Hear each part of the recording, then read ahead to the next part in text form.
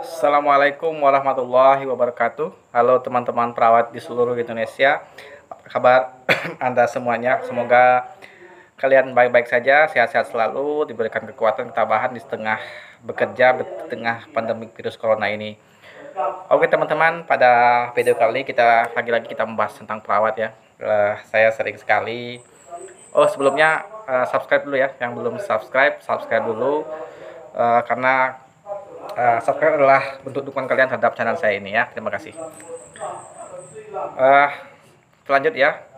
Saya sering sekali mendengar di masyarakat terutama bahwa profesi perawat itu banyak sekali perawat mereka menganggap bahwa perawat itu adalah pembantu dokter ataupun asisten dokter ya. Yang sekali dan yang bilang itu adalah tidak hanya masyarakat awam tapi juga masyarakat yang pendidikannya cukup tinggi ya, SMA ataupun di perguruan tinggi ya. Mereka menganggap perawat itu adalah pembantu atau asisten dokter. Apakah benar seperti itu? Saya jawab 100% tidak benar ya, tidak benar. Kenapa? Karena tidak ada suatu profesi yang menjadi asisten bagi profesi yang lain. Contohnya saja perawat. Perawat adalah sebuah profesi diakui oleh negara, bahkan kita punya undang-undang keperawatan dalam undang-undang tenaga medis ataupun dalam undang-undang tenaga kesehatan. Perawat diakui sebagai profesi, dan dalam undang-undang keperawatan lebih ditekankan lagi bahwa perawat adalah profesi ya, Mbak. Dan dokter adalah profesi juga. Artinya perawat dan dokter adalah profesi yang berbeda. Perawat adalah profesi, dokter adalah profesi. Jadi tidak mungkin suatu profesi menjadi asisten bagi profesi yang lain. Itu sangat tidak masuk akal, baik secara peraturan maupun secara logika maupun secara bahasa tidak masuk akal ya. Tetapi kita harus berpikir ulang ya, mengapa mereka mengatakan atau mengapa masyarakat mengatakan seperti itu ya, bahwa perawat adalah pembantu dokter. Mengapa seperti itu ya? Setelah saya teliti, setelah saya mengamati, mungkin perawat itu mengatakan seperti demikian karena kita harus mengintrospeksi diri kita ya. Mengapa mereka bilang seperti itu ya? Saya kira seperti ini ya. Yang pertama, mereka melihat kita di fasilitas kesehatan ya, misalnya di puskesmas ataupun di rumah sakit ataupun di klinik-klinik ya. Tingkah laku kita ataupun cara kerja kita itu mengindikasikan seakan-akan kita adalah pembantu dokter. Sebagai contoh ya, kita bekerja selalu menjalankan instruksi dokter ataupun selalu bertanya kepada dokter. Saya lihat ya teman-teman bekerja di rumah sakit atau puskesmas, ketika pasien bertanya tentang penyakitnya, bagaimana penyakit saya, bagaimana saya ini sakitnya seperti apa, bagaimana perawatannya, seringkali teman-teman kita melihat atau mengatakan, menjawab, itu dokter yang tahu, tanyakan ke dokter. Seperti itu ya. Kalau kita menjawabnya seperti itu, sangat mungkin, bahkan wajar saja mereka mengatakan perawat adalah asisten atau pembantu dokter. Sangat mungkin. Kenapa? Ya kita menjawab seperti itu, berarti kita ada atasan kita kan, ada bos kita artinya kan, tanyakan ke dokter. Bahkan kenapa kita tidak menjawab sendiri ya? Apa kita tidak boleh menjawab seperti itu? Misalnya, sakit saya apa? Kenapa saya seperti ini? Apa kita tidak boleh menceritakan suatu penyakit? Misalnya mereka terkena penyakit darah tinggi ya, atau hipertensi ya. Apa kita tidak boleh menjawab penyakit darah tinggi kepada mereka ataupun menjelaskan tentang penyakit darah tinggi kepada mereka? Atau menjelaskan penyebab darah tinggi itu apa? Makanan-makanan yang menyebabkan darah tinggi itu apa? Makanan-makanan yang meringankan darah tinggi itu apa? Perawatan darah tinggi di rumah itu seperti apa? Apa kita tidak boleh bilang seperti itu? Atau apakah kita tidak boleh memberikan pendidikan, penyuluhan kepada mereka tentang hal-hal seperti itu? Apa tidak boleh? Tentu saja boleh, bahkan sangat boleh, wajib malah hukumnya ya. Ketika ada pasien, kita menjelaskan hal seperti itu ya. Dalam asuhan keperawatan kita diajarkan untuk memberikan penyuluhan kesehatan ya, artinya ketika pasien bertanya seperti itu, artinya kita harus mendekatkan diagnosa keperawatan.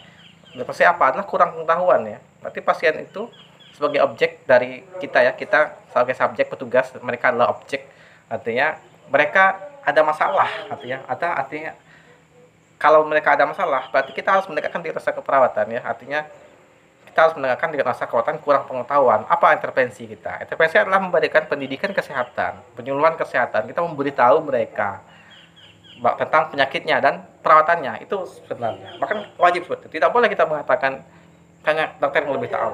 Tidak boleh seperti itu ya. Kita harus bisa menjelaskan pada pasien ya. Kalau kita bisa menjelaskan seperti itu, bisa berlaku seperti itu, saya rasa kita bisa mengurangi atau membuat masyarakat berpikir ulang bahwa kita bukanlah asisten dokter atau pembantu dokter ya. Dan masalahnya apa? Mungkin saja sebagian orang ada yang seperti itu ya. Mengapa perawat mengatakan seperti itu? Mungkin masalah kita adalah kita sendiri yang kurang pengetahuan ya, perawat sendiri yang kurang pengetahuan tentang suatu penyakit ataupun patofisiologi suatu penyakit ataupun perawatan dari suatu penyakit. Kita kurang pengetahuan. Saya pernah ketika saya sebagai seorang PNS ya, tentu saja saya sebagai seorang PNS dapat pelatihan-pelatihan dari pemerintah ya. Waktu itu kita adakan pelatihan untuk pemeriksaan calon jemaah haji ya, di tingkat puskesmas ya, pemeriksaan pertama. Ketika itu timnya adalah terdiri dari dokter dan perawat ya, 1 dokter dan 2 perawat. Kita diskusi ya tentang suatu penyakit, bagaimana jika pasien ini seperti ini, apakah diluruskan atau tidak sebagai calon jemaah haji. Ketika itu pembimbing atau tutornya memberikan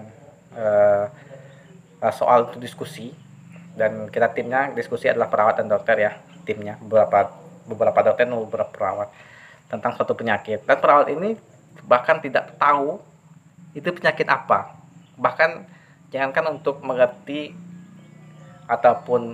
tentang penyakit tersebut ataupun mengerti cara penyebabnya ataupun cara perawatannya, pencegahannya, jangankan mengerti, kepanjangannya saja tidak tahu ya. Ketika itu tentang penyakit gagal ginjal ya, kronik ya. Ada seorang perawat yang tidak tahu apa itu gagal ginjal kronik, bagaimana penyebabnya, dan mereka hanya menjelaskan kepada seorang dokter ya. Hanya itu yang ya, mereka tidak tahu. Dia bilang CKD, dia itu tidak tahu apa itu CKD ataupun CHF, mereka tidak tahu ya. Apa itu CKD tidak tahu, apa itu CHF tidak tahu. Mereka menceritakan dokter yang lebih ahli. Dapat seperti apa itu ya, tidak mencerminkan kita adalah seorang perawat. Tunjukkanlah kita seorang perawat ya, tidak ada masalahnya, sangat legal jika seorang perawat mengetahui berbagai jenis penyakit, etiologinya, patofisiologinya, perawatannya, pengobatannya, sangat legal. Bahkan harus perawat itu tahu tentang hal tersebut. Perawat juga harus tahu anatomi tubuh manusia, fisiologi tubuh manusia.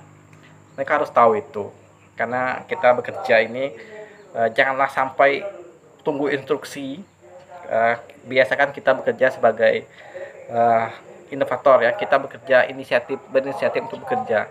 Jika pasien ada masalah ya, kita tegakkan diagnosa keperawatan. Untuk apa ada diagnosa keperawatan? Untuk apa kita belajar diagnosa keperawatan kalau tidak diterapkan ya? Jangan berpaku pada diagnosa medis ya. Bahkan kita diagnosanya, perilakunya, pikirannya diagnosa medis. Diagnosa perawatan ditinggalkan. Bahkan saya pernah diskusi dengan seorang dosen ya, apakah untuk menegakkan diagnosa perawatan itu bisa tidak kita menegakkan tanpa dasar medis? Dia jawab tidak bisa. Ya kenapa tidak bisa? Bukankah diagnosa keperawatan itu harus bisa menegakkan diagnosa keperawatan itu dengan dari simptom-simptom ataupun dari keluhan-keluhan pasien itu, menegakkan diagnosa keperawatan, bukan dari diagnosa medis ya. Artinya seorang perawat bisa bekerja secara mandiri, bisa bekerja dengan inisiatif tanpa ada instruksi dari medis ya, seperti itu ya. Jadi teman-teman, marilah kita rubah perilaku kita, kita rubah pola pikir kita, kita rubah cara kerja kita. Kita harus menjadi seorang perawat yang profesional. Profesional itu adalah bekerja sesuai tupoksi, bekerja dengan sesuai kemampuan kita, kemudian kita berilmu pengetahuan yang tinggi ya, terutama tentang penyakit. Terutama saja dulu, skill itu bisa dipelajari nanti. Itu nomor 2 ya, skill itu ya. Nomor 1 adalah pengetahuan dulu. Setelah pengetahuan kita cukup, barulah skill kita tinggi ya. Kalau skill kita bagus tapi pengetahuan kita rendah, maka jadinya kita seperti apa? Jadinya kita adalah seperti pesuruh, seperti asisten atau pembantu dokter ya. Tapi kalau kita pengetahuannya tinggi, ilmu kita banyak, tinggi, bagus, kita tidak akan dipandang seperti itu ya. Apalagi dipandang sebagai pembantu oleh masyarakat. Tidak seperti itu ya. Oke teman-teman, itulah tadi penjelasan dari saya ya. Ini adalah bahan diskusi kita. Semoga ada manfaatnya bagi kita semua. Semoga dengan adanya video ini kita dapat meningkatkan derajat para perawat di seluruh Indonesia.